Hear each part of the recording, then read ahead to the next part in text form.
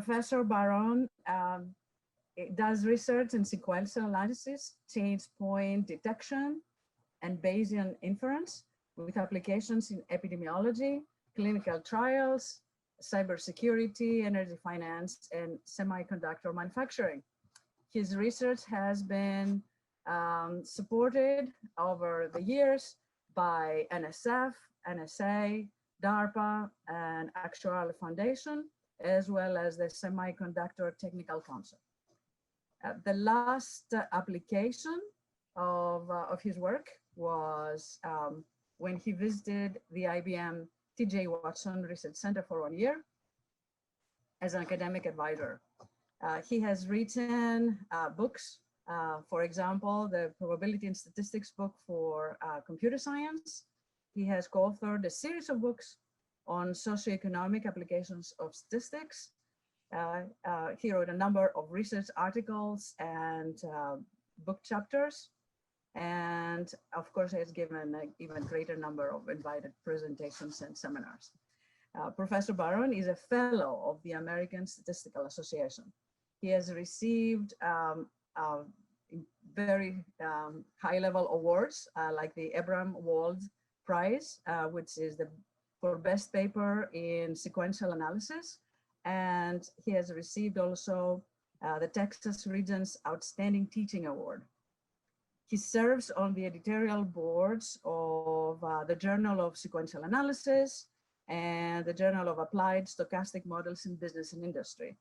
Professor Baron has a university diploma in mathematics from St. Petersburg State University in Russia and a PhD degree in statistics from the University of Maryland. He has he has had about 12 doctoral students. So, Michael, welcome, and the floor is yours. Thank you very much, Aleka. Thank you for organizing this. Thank you, everybody, for coming. Wow, I can recognize our colleagues and students and our recent graduates and even some people that I knew back in Dallas. Of course, COVID-19 is on our mind, but I will prefer to start from a few years ago when that was right during the 2009 H1N1 pandemic, or as we call it, swine flu, when we started looking at epidemic models with an idea to try to use the best statistics we can possibly find to detect the epidemics, to detect something unusual, something that would lead to epidemics and be able to predict an epidemic. So this will be the first part of my talk, how to use change point detection to recognize and detect those changes quickly and be able to predict epidemics. Then we will turn to COVID-19 and see how things are different, more complicated, mostly more complicated because this epidemic is too long already, and things develop and change during this epidemic.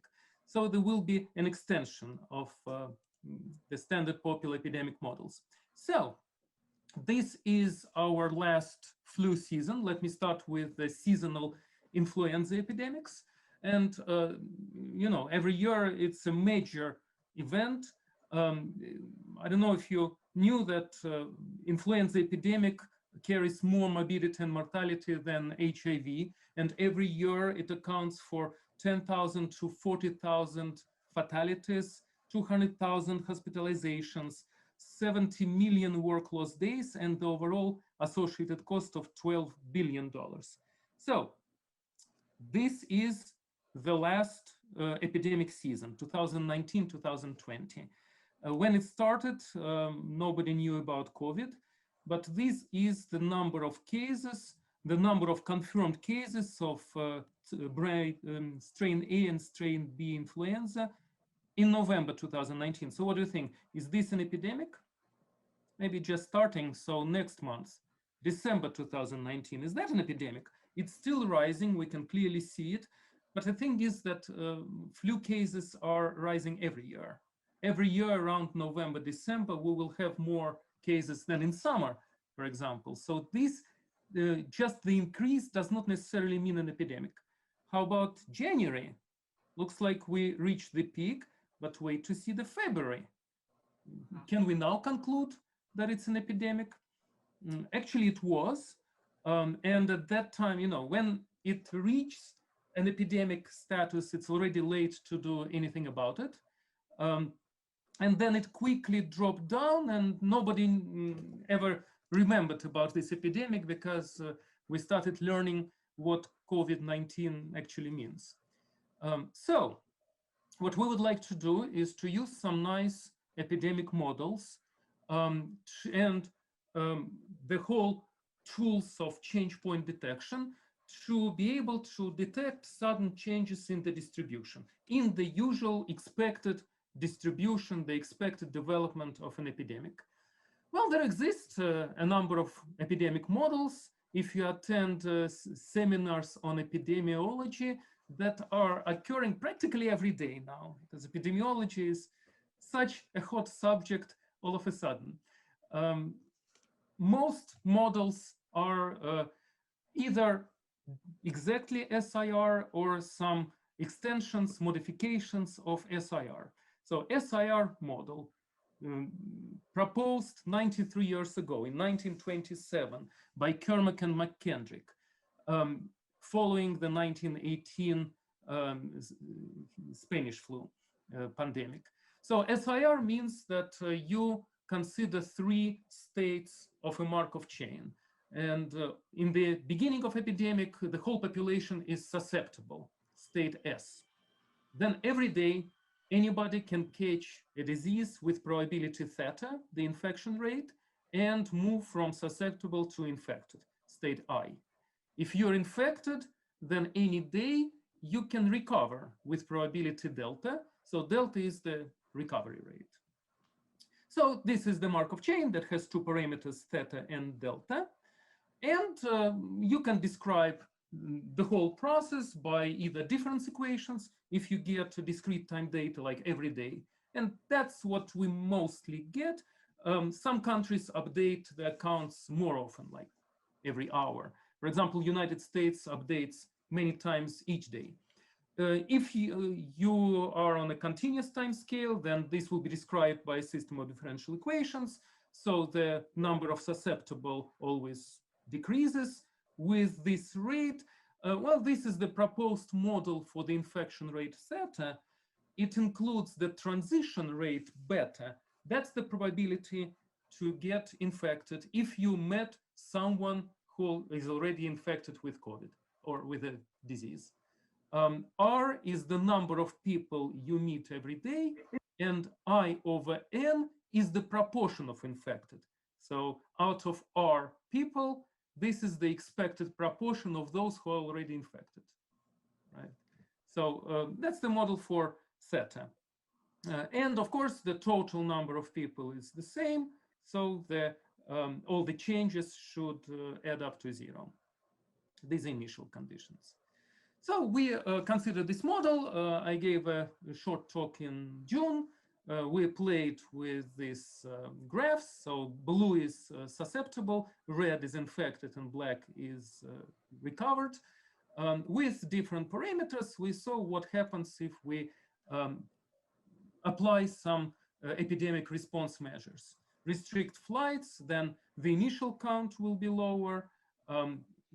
Enforce face masks, that will reduce the infection rate. People will not spread the virus that quickly. Impose some quarantine measures, so you will reduce the number of contacts R. Start treating, and effective treatment will improve the recovery rate. So for the influenza epidemic, let's use some model like this, SIR.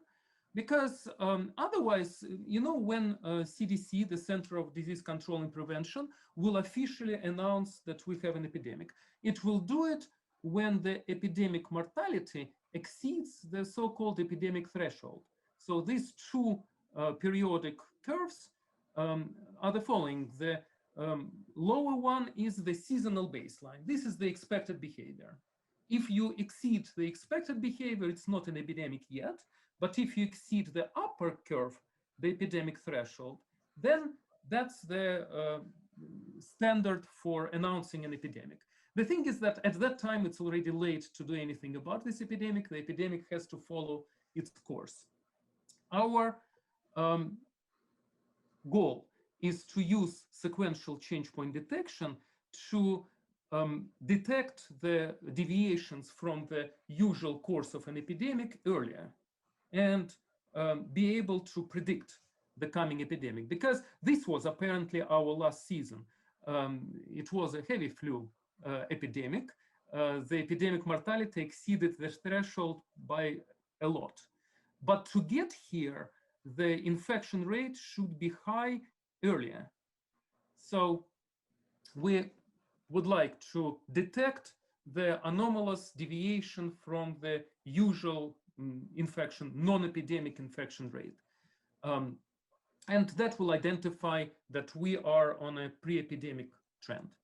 So what is change point analysis? Change point detection refers to any kinds of problems where you have two segments of data or more than two coming from different distributions. So let's say x1, x nu come from distribution F, x nu plus 1, xn from distribution G, and nu is the change point parameter. That's the index. That's the time or the number of points collected so far, after which the distribution changes from F to G. So nu is the change point parameter. There are classical references. There are modern books. There are textbooks now written on this. It's a pretty broad and important area in statistics. And in this area, there is an optimal stopping rule. So when you collect data sequentially, that is in real time, that is what we have now. The data that I will be showing today are collected up to this morning when I updated all my codes and results. I still don't know what will happen tomorrow. I will try to predict, but I don't know. So this is sequential decision making. Every time you use the data available so far and decide if this is a stopping time, if this is the good time to announce that we have an epidemic, for example, or to tell that we have an unusual deviation from the normal assumptions.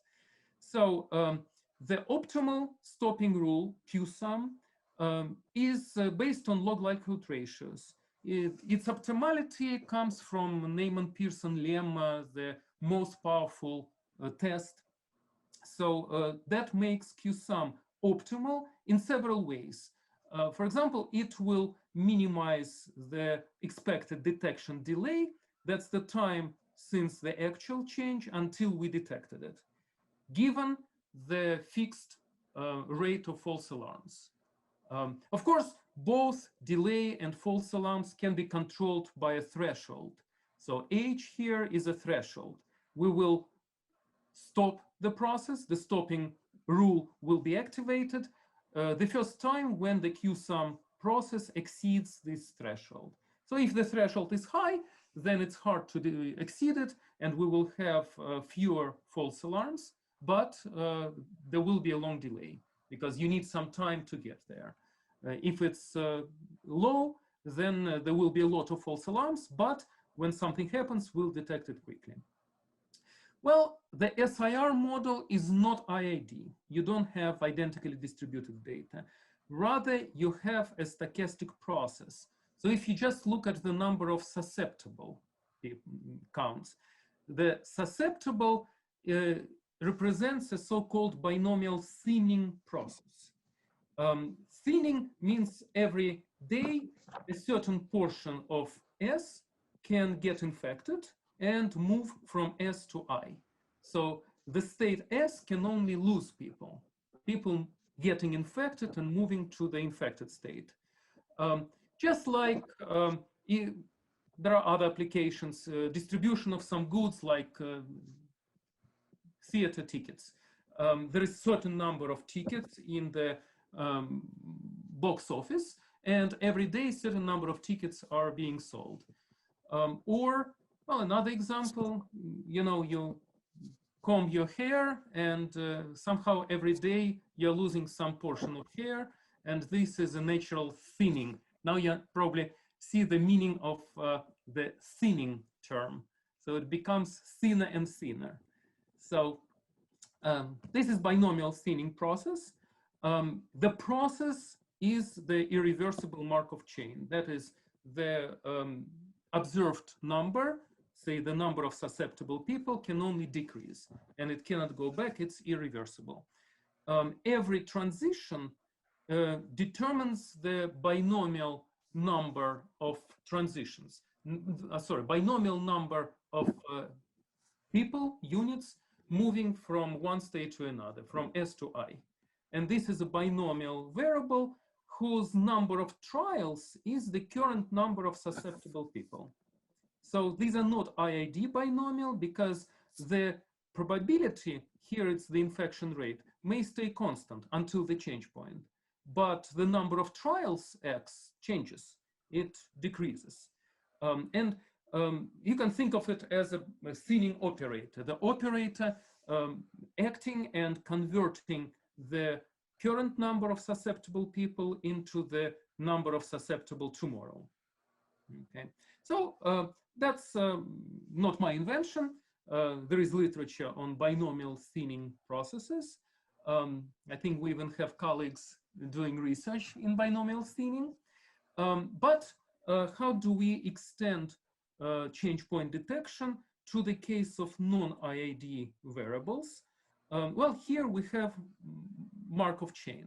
And in general, we can have two stochastic processes with their joint distributions. And the change point problem can be stated this way. At some unknown point nu, the distribution switches from one process to another process, like from U to V. How to detect it? Well, we have to define log likelihood ratios to do the CUSUM, the cumulative sums. That's not a problem. Of course, the joint distribution will no longer be the product of marginal distributions because they're no longer independent. It's a Markov chain, but fine, it will be a product of conditional distributions, conditional densities. So the whole random walk based on log likelihood ratios can still be a random walk, still be a sum of marginal log likelihood ratios where each ratio is conditional, conditioned on all the previous data. This is not a problem, but will the CUSUM remain an optimal procedure if we deviate from the assumption of independence? And that was the question in the literature in sequential analysis. Hang and Sun in their paper say yes. Tartakovsky and Mustakidis in their paper say no. How is it possible? Well, you know, there is this Abraham Wald Prize that Alec kindly mentioned. So every year, the committee, and I'm a member of it, I was not a member when I got the prize though, we have to evaluate the papers published in the journal Sequential Analysis. So Tartakovsky and Mustakidis, when they were evaluating the paper by Han and Sun, they asked, how comes that in Markov chains, CUSUM remains optimal? They started reading, they found a mistake in that paper, and that forces them to publish their paper. So the current state of knowledge is that CUSUM is no longer optimal, and we will show it by presenting an example. So in non-Iid case, I can still build the CUSUM process based on conditional log likelihood ratios, substituting this binomial thinning operator.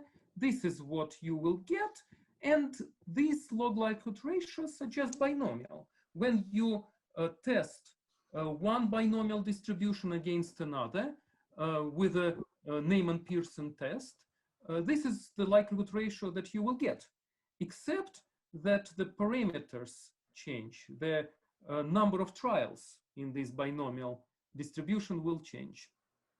So for the independent but not identically distributed, these are transitions of the increments of the CUSUM process, no longer identically distributed.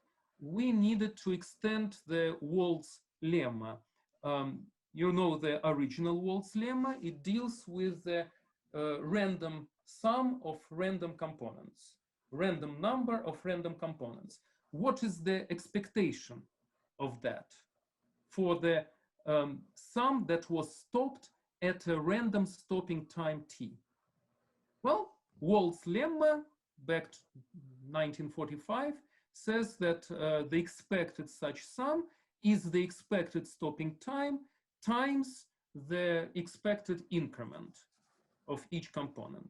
That's if the increments are identically distributed random variables. We need an extension if they're not identically distributed, if each increment has its own expectation, say mu j. Then it extends pretty easily. But instead of mu times expected stopping time, you cannot factor mu. It will be expected function, and the function g is the sum of expected increments. That's what it will be. And this is the theoretical base for our results. The results will be approximate. These are pretty standard approximations. First of all, it's a Waltz approximation. Waltz approximation simply ignores the overshoot. You see, we stop the process the first time when the CUSUM exceeds the threshold. It can exceed and drive a little further, right, on its very first jump. So Waltz approximation ignores this overshoot. Then all the approximations are up to little o of the threshold and capital O of theta square. So theta is the infection rate, the daily infection rate, probability to get a virus on a given day. That is small indeed. These are the performance results for the CUSUM. And then I will try to improve the CUSUM, because indeed CUSUM is no longer optimal for the binomial thinning process. So the mean delay, that's the expected time since the true change point until we detected it, is asymptotically this. It's a linear function of a threshold, because after the change, we have a positive expectation of the CUSUM process, and it's the time it will take to attain the threshold is proportional to the threshold. Okay, and in the denominator, it's a Kalbach information, which you will always have as the expectation of the increment, expectation of log likelihood ratio. Second, the expected time until the false alarm is proportional to the log of the population size for this mean delay. So for all the other results, the mean delay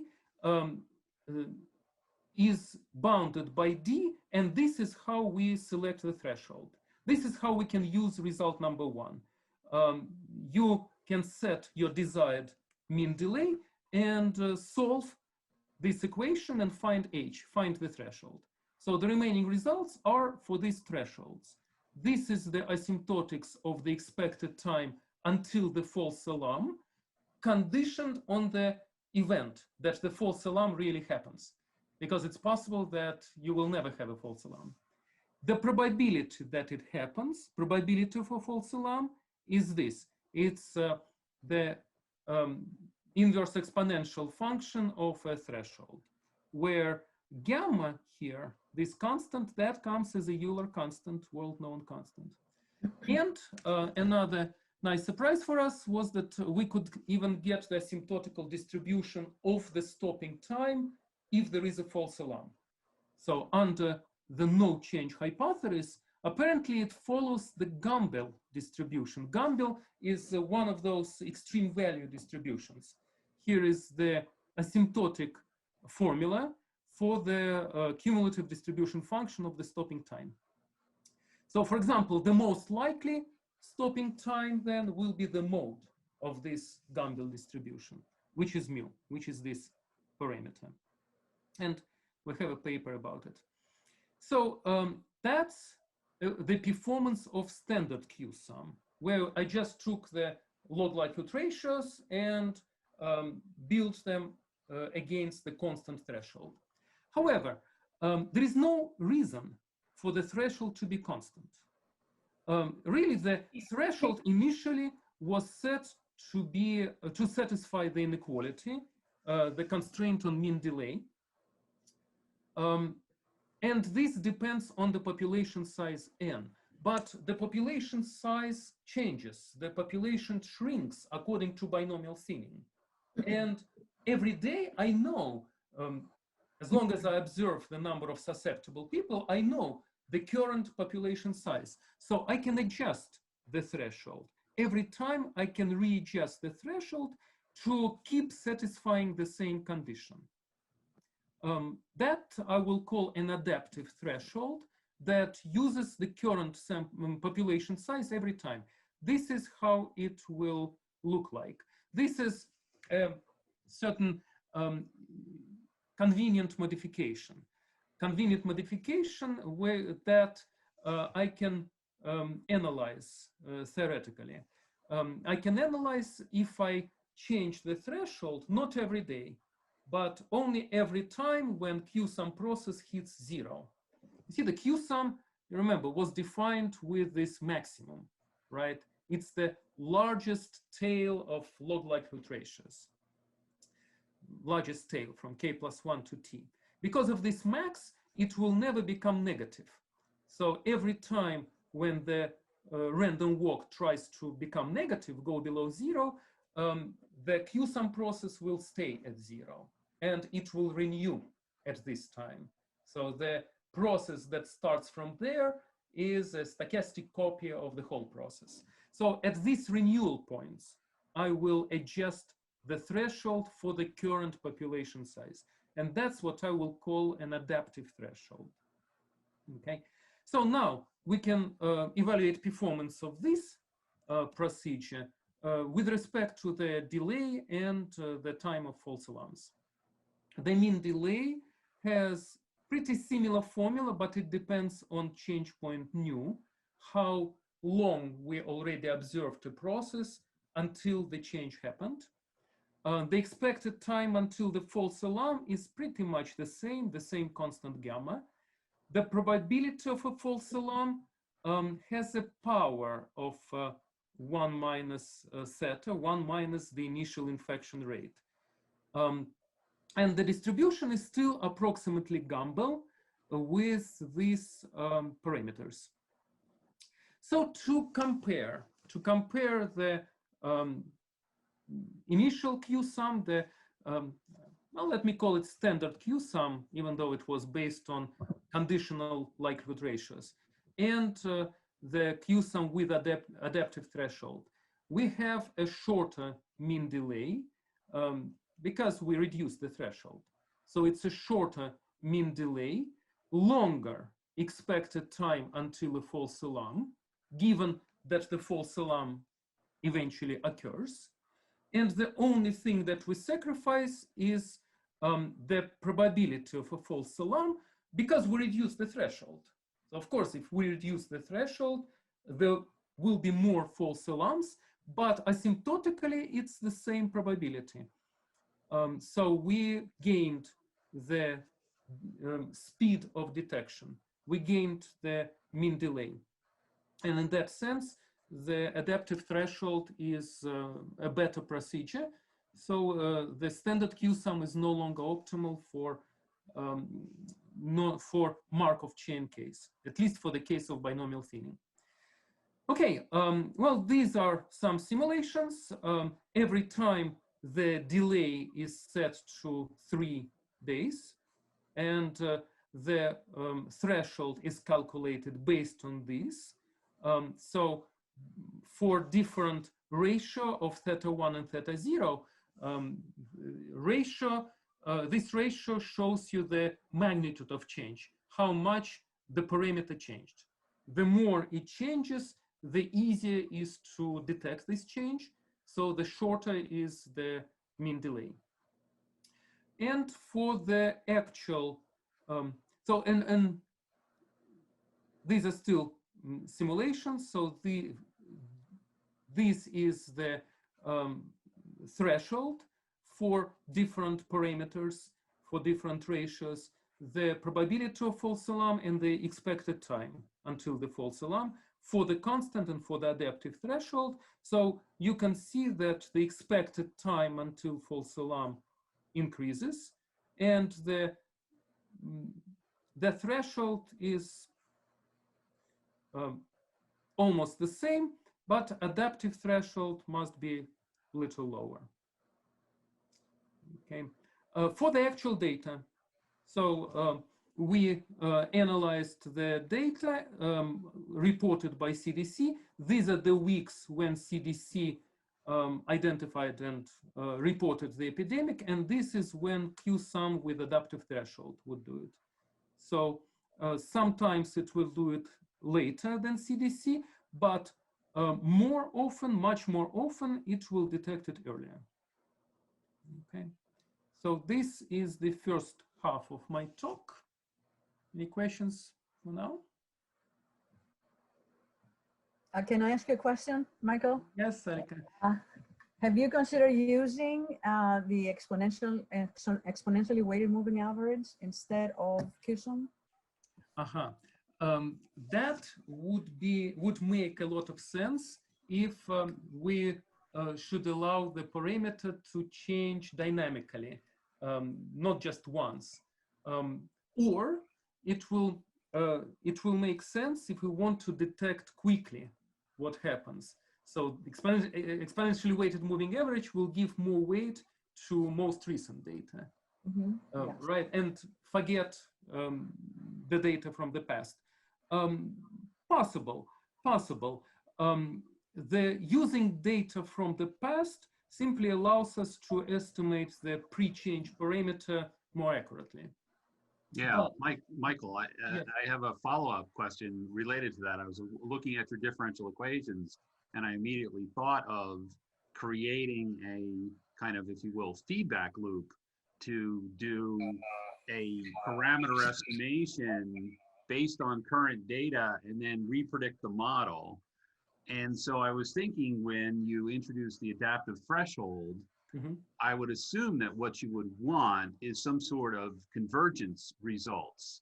Like, when can we say, you know, is there like a Cauchy criteria for convergence for these stochastic differential equations, that one can say, okay, now I've achieved, given any epsilon greater than 0, there exists a, you know, we know the ritual, but can you come up, even with this feedback loop, some kind of convergence estimates?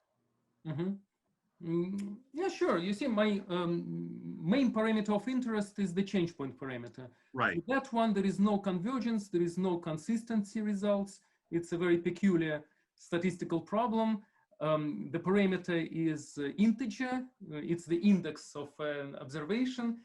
It's not a continuous parameter. You cannot take a derivative with respect to this parameter. So all regularity conditions fail, and there is no consistency. Even maximum likelihood estimate is not consistent. So no convergence about change point estimator. But estimators of the infection rate and recovery rate, sure. So convergence results would be very valid here. Sure. Yes, and I was also fascinated of the fact that the Euler constant popped up. So as you know, that appears in because computational science. Yeah, this was approximation of logarithm. Right. Yes. Harmonic series. Excellent. Yes, of course. All right. Thank you. Thank you. Actually, I have a question, if I may. Yes, Natalie. Yeah. So on the slide before, on slide 39, you show, you know, like you show these results, but how about false alarms? Or was it kept to a minimum? Did you ever predict an epidemic that did not? Right. So see, I did not put false alarms because I don't know when there is a false alarm.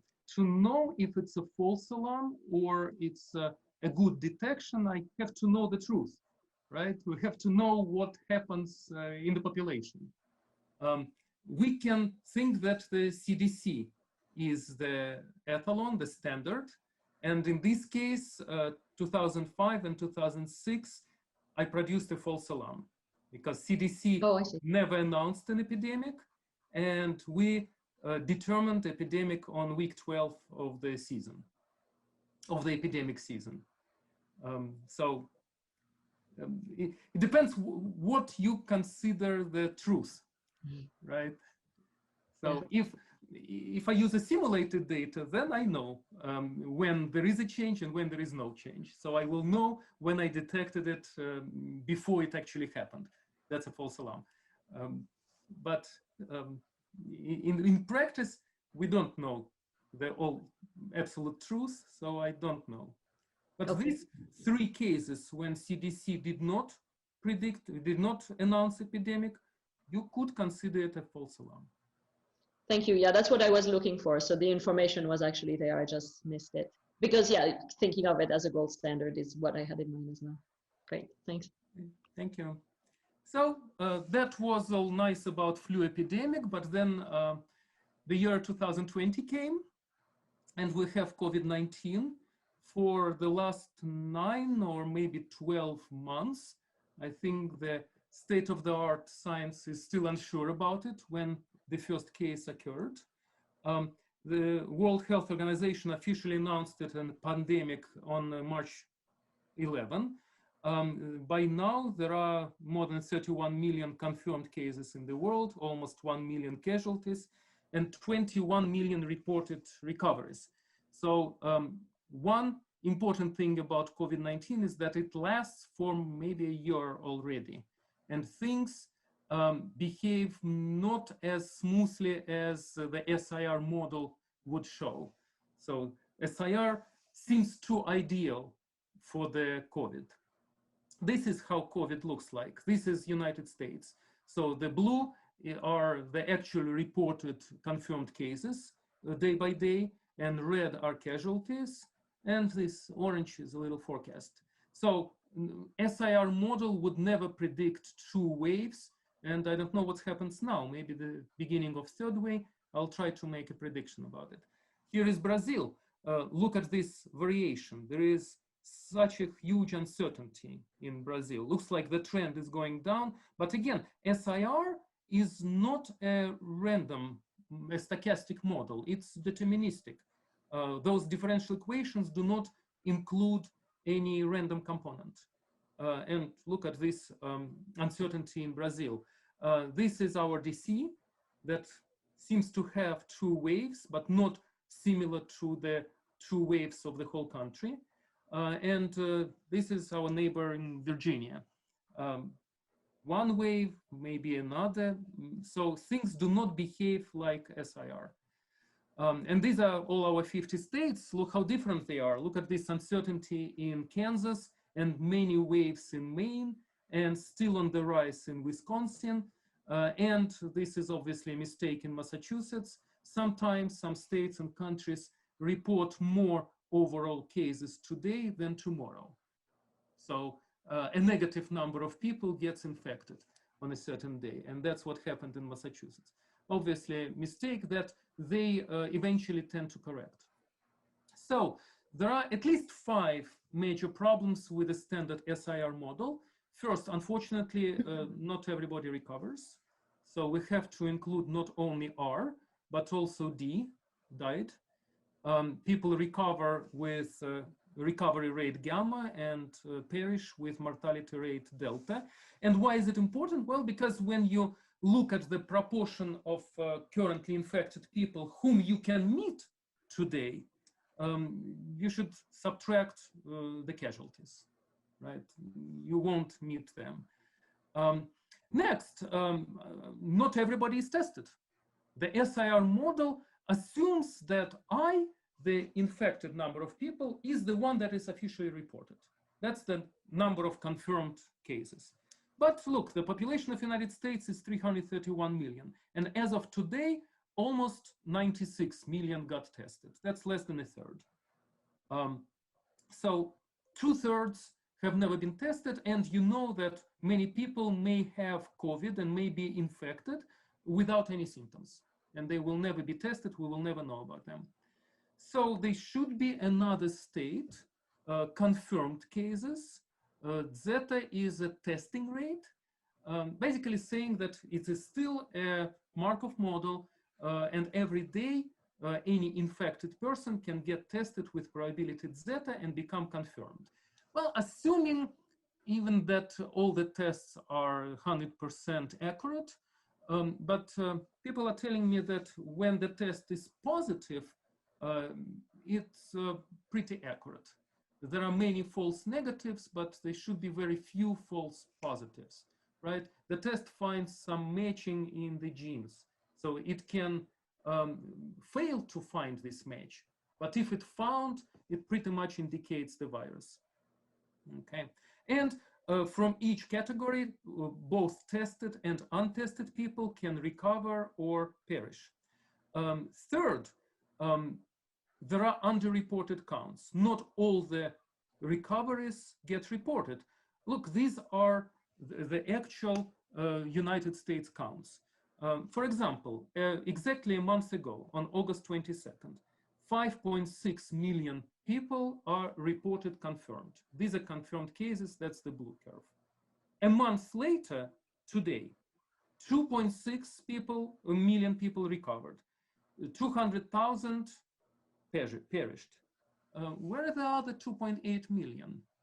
So that's the gap between this. Actually, the gap should be horizontal gap. You know, there are 31 days between August 22nd and today, and you cannot be sick for 31 days. The median is 14 days, and you are contagious between 7 and 10 days. So where are the other people? Well, they just not reported. People quietly recover at home, and you never know that they recovered. Look at Canada. Our northern neighbor did a very interesting thing. You see, on July 17, 23,000 Canadians recovered. That's great, but this is 10 times the second highest on any other day. And the third highest is 20 times less than this. They simply saw the gap and corrected it. And I suspect that was about the time when NHL decided that 2 cities hosting the Stanley Cup should be both in Canada. So not all recoveries are reported. I understand that the situation is better with casualties. Basically, the deaths cannot be hidden. They are mostly recognized. And in American standards, if a person dies having COVID-19 positive test, even if there are any other health problems, it will still be counted among the casualties, COVID-19 casualties. Okay, so among recoveries, we should determine the observed recoveries and unobserved recoveries. So let's say eta is a reporting rate, the probability that a recovered person is observed, is actually reported. Okay. And finally, SIR model, maybe not finally, SIR model is deterministic. We saw that there is a lot of uncertainty, a lot of randomness, so let's account for that. And we can account it in a Bayesian way, putting a distribution on all the counts. So these are all the counts in the model. But out of this, which ones are observed counts? The data, the actually observed counts, are only confirmed cases, casualties, assuming we know all the casualties, confirmed casualties. Those casualties, people who died, never been tested, are still unknown to us. And those observed recoveries. So we only know C, D, and O. The other quantities are unknown, but we can put distributions on them according to these several binomial thinning processes. And by the way, the current number of infected people is what's called a birth and death process. You see, for the infected people, it feeds from susceptible people. People get infected and become I, but it also loses people to C, R, and D, because from I, people can get tested or recover or perish. And the parameters. Parameters, this is problem 5. Parameters cannot be assumed constant over the whole course of epidemic, because that will be our usual SIR model. We will never have true waves.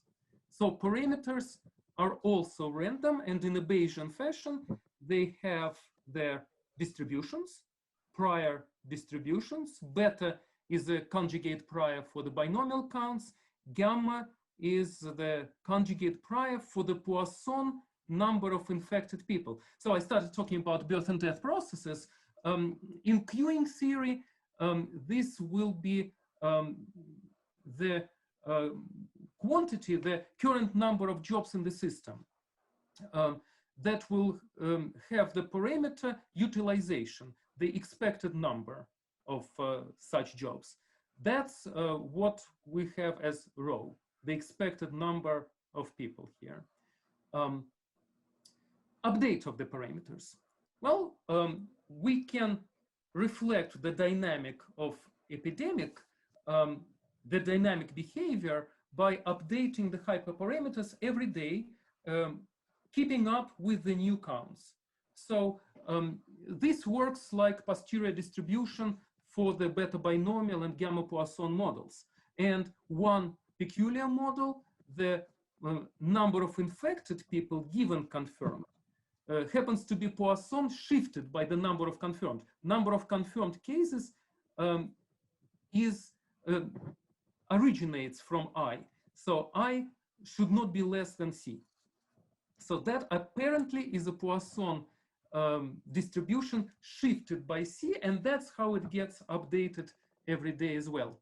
However, we know how these beta binomial updates work.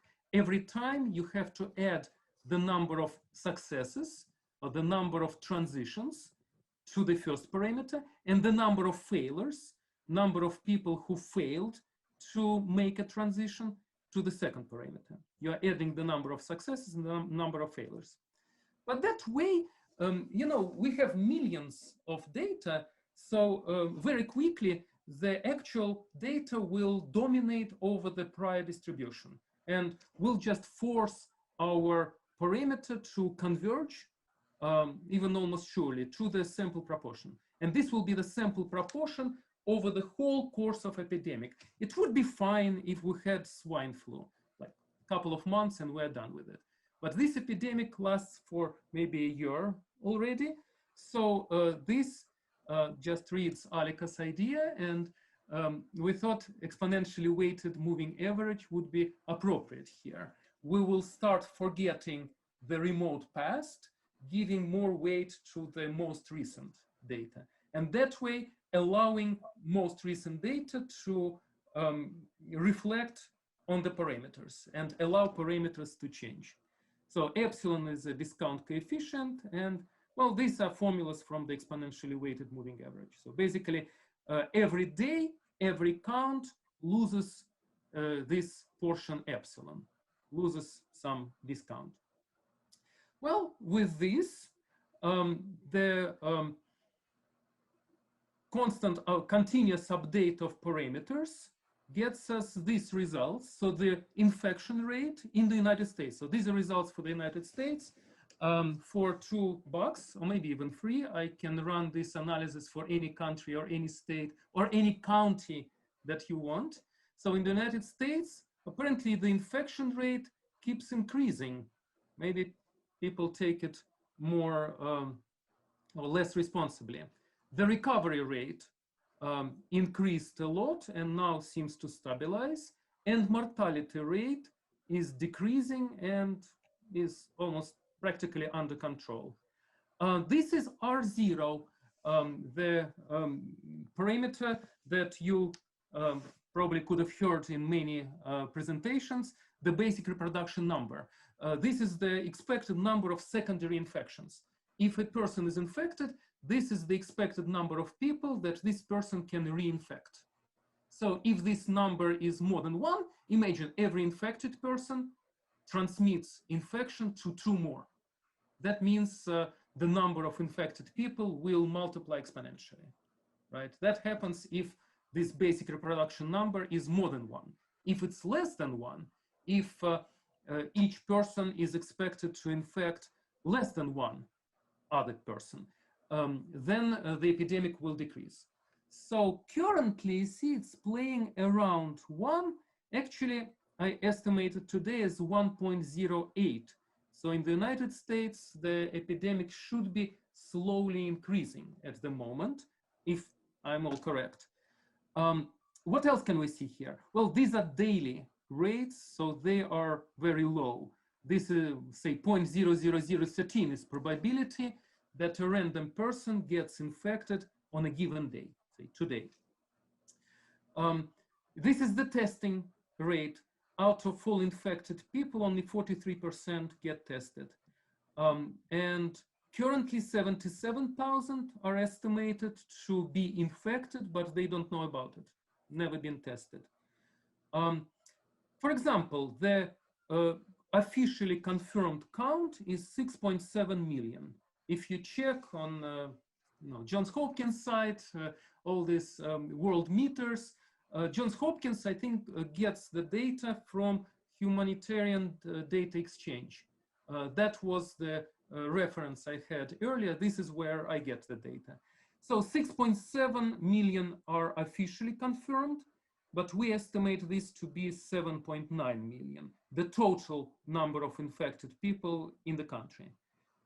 Reported recoveries, as I mentioned before, only 2.6 million are reported as recovered, but it can't be so, because where did other people go? So it's estimated to be more than 7 million recoveries already. And these are predictions.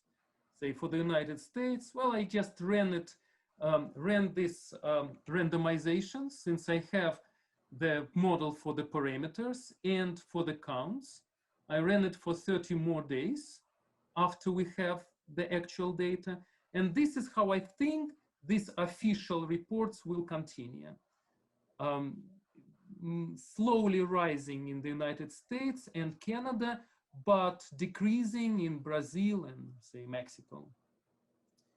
And, well, some discussion to conclude it. This approach, I don't pretend this to be exact counts. I don't pretend, of course, that we have exactly this many infected people currently. This model just allows to fill some gaps in official reports. The reports, as we saw, are contradicting each other. Many things are not reported, not observed. So this just brings, it's one possibility to bring all the counts to consistency, make them consistent with each other. It may not recover everything that is hidden. That is, if there is a country that wants to hide the actual number of cases in it, it will always report, say, a half of what actually happens in the country. Then at least my methods will not be able to recover that. The country that wants to hide the truth will succeed doing it. But it provides natural forecasting. It can be extended to other types of data. For example, if we know and I think it's available, the number of false negative tests, or the number of false positive tests. When a person is tested positively, most likely they will do more testing. So that can also be incorporated by adding more compartments to the SIR model. So that's the limitation of our results. There are 3 nice people working with me on this. There are several references on change point analysis and binomial thinning and epidemic modeling that I mentioned. And thank you very much.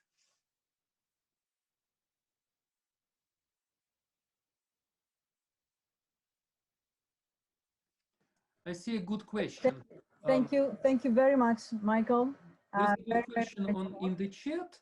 How comes only 6.7 million confirmed and 7 million recovered? So these are recovered among those confirmed and recovered among those not confirmed. So this is R and R prime. So there are recoveries coming from people who tested and were confirmed, and there are recoveries that we never observed, we just estimated them. Recoveries among infected people who have never been tested. So we estimated how many would recover and how many of these died. Okay, so that's why the total number of recoveries exceeds apparently the officially confirmed counts. Yes. Other questions? And over dispersion compared to Poisson distribution. Nice question. I don't know. Yeah. Hi, this is Ruth Pfeiffer. Yes, hi, Ruth. Wondering about your Kansas data because they were super noisy. And how would your model fare with Kansas because it's so noisy? So I was wondering if the Poisson model is not flexible enough, perhaps. Could be. So Poisson model is for the number of infected people, and the parameter of this Poisson model is calibrated with the help of the officially confirmed people, because we think that confirmed people are coming from this Poissonian infected people. Maybe it will not serve the over dispersion, but the thing is that if we have the constant arrival rate in queuing theory terms, arrival rate, so the rate at which people come to this state I, and we have constant departure rate, which is gamma plus delta plus zeta, and we have infinite number of servers, right? The number of people in I is not bounded by anything, then it will be Poisson, writing the Markov chain and taking its steady state distribution. For the unlimited number of servers, it will be Poisson. That's why I used Poisson.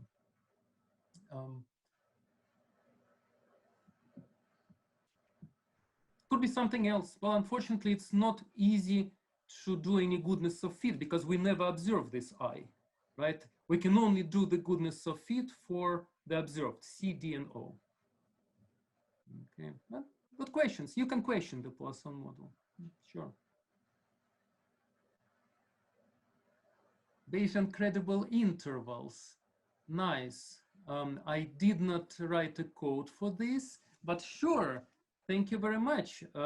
We have the posterior distribution for each parameter, and we certainly can construct a credible interval, the credible set, based on these beta distributions.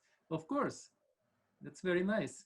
So what I printed here are the posterior means for every day, the posterior means for the posterior distributions of these parameters. But sure, you can do the credible intervals.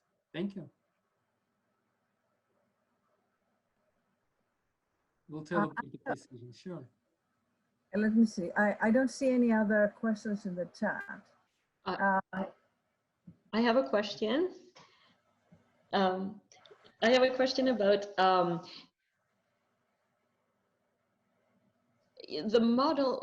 I don't think you modeled the fact that people who have already had the disease will probably not catch it again.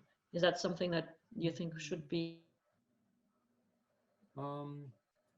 Yeah, so people who recovered are, you're right, I think I have it, because people who recovered are completely removed from the model. They states R, D, O, and U are terminal states. So the arrows here go only one direction. So people who were susceptible, got infected, and then recovered, stay there. So they will not enter the model again. Okay. They remain a part of the population, so you can meet them again. They will be here. These are infected. So from the denominator, from the population, we only subtract the casualties. But everybody else, people who recovered, can be in the denominator. You can still meet them, but they will never be in the numerator. Mm-hmm. So they will just stay at R and indeed will never get reinfected, which is a questionable assumption, I guess. People are still working on it, whether you can have COVID twice. And a follow-up question is, I mean, it's a more general question about statistics versus neural networks or machine learning. I mean, neural nets in particular. This is really nice because there is an explanation of what goes on. In neural nets, you don't really know what's going on. But then the neural net could, on the other hand, model. I'm sorry? Things I think we are not thinking about. Okay. Do you hear me? Occasionally. Oh, okay, I'm sorry. You were breaking. Mm-hmm. Oh, so neural nets may be able to have some self-organization that we may not understand, but that we may have missed with the careful model. So are you? We lost you again. Interested in comparing, you know, in some. Oh. I would be interested, of course, especially with an expert like you. And indeed, even this architecture may remind you an artificial neural network. Indeed, we have some observed states and some hidden states, right? So this may be, in some sense, similar to artificial neural network. Would be interested. Mm-hmm. Would be interesting, and no, I did not use any artificial neural networks here.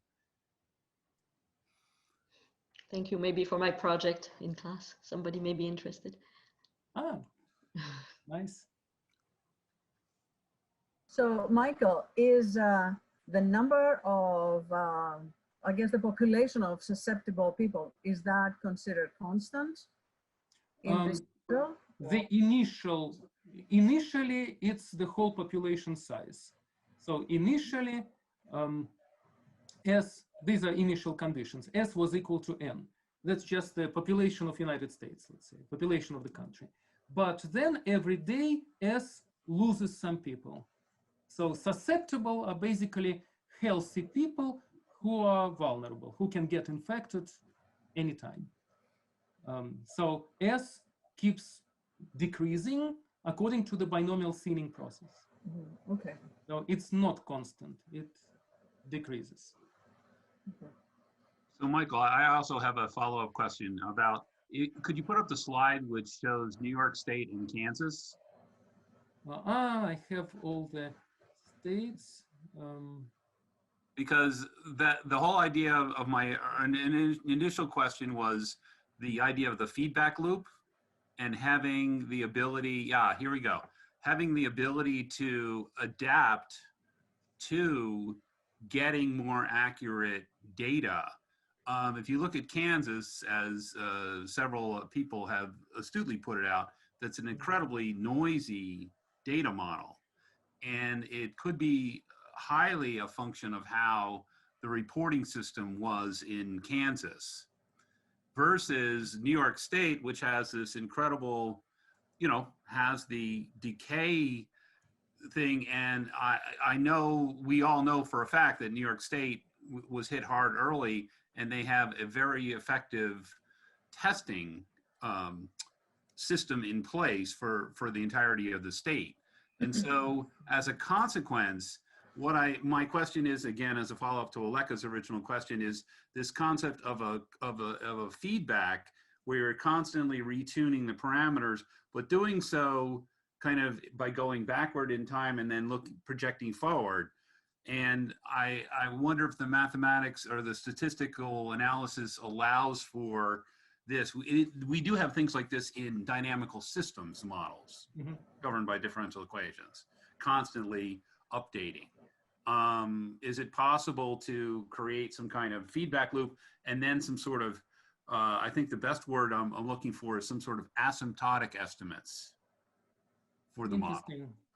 Yeah, interesting. In fact, my long-term plans that I could not still complete was to use the location as well, the spatial parameter. And if you know what happens in the neighboring states or neighboring countries, maybe you can use this data to better predict the current territory. Well, we can talk. There are some complications there. But yeah, you can try indeed to use the seeming behavior of each state or each territory. Maybe indeed you get some nice asymptotics. Yeah, yeah, and see it as a function of the accuracy of the reporting of the cases. Well, accuracy of reporting appears to be one parameter. Yeah, as a parameter, yeah. Right, it's one of the parameters of 6 or 7 parameters of the model. Right. Yeah, sure. Well, thank you. Thank you very much, Michael. Are there more questions?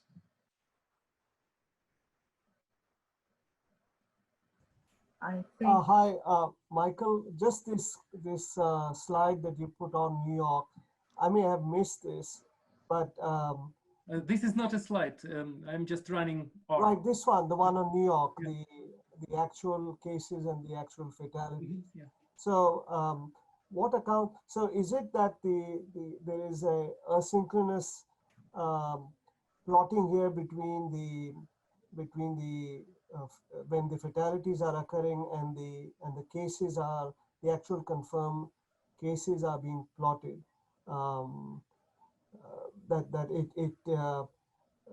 Because how do you explain that the fatality count here is sort of more or less steady? It doesn't seem to be affected much by the peak in the cases. Well, you know, the mortality became so low now. This is the new daily count. You see in New York, for example, it's 10, 16, 7 over the last 10 days. And by the way, this -3, of course, cannot happen, but that's one of those cases when they estimated or reported more casualties today overall since the beginning of epidemic than tomorrow. So this is such low, it's just, I think if I do the whole plot on a different scale, you will see some variation in the mortalities.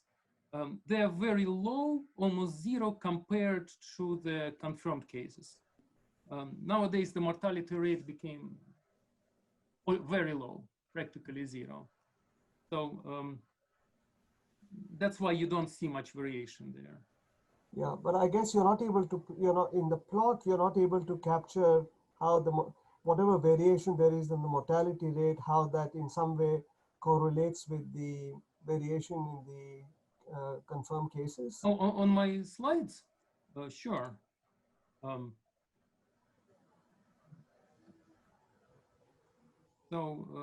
You're talking about these slides?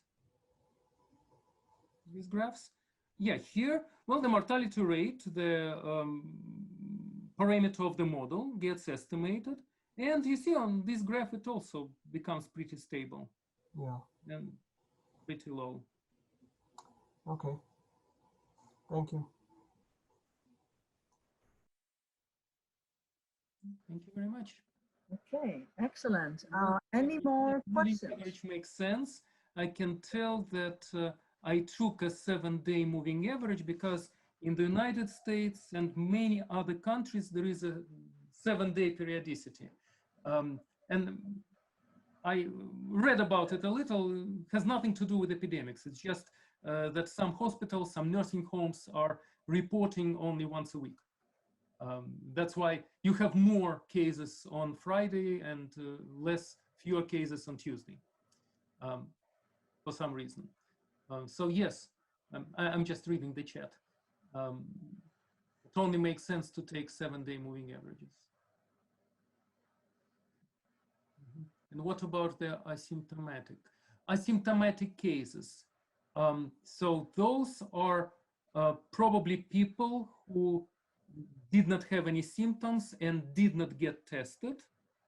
So those are these recovered and these perished people.